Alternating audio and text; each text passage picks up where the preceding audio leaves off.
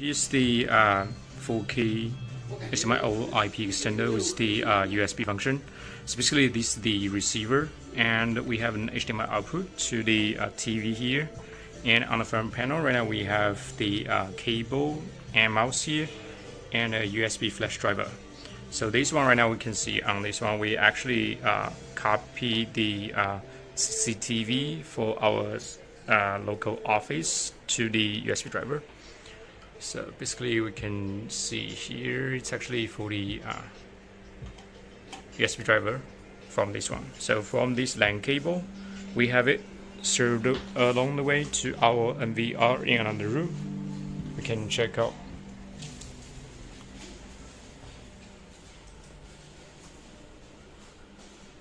So this is the NVR. So basically we have the transmitter here, and this is the we're actually not using high KVM, but it's digital video, and we have the HDMI to the input. Then we have the power supply, then the LAN cable which connect to the receiver. This is the USB cable which connect to the NVR server. So basically we can just have the KVM and also the USB flash driver on another room from the TV.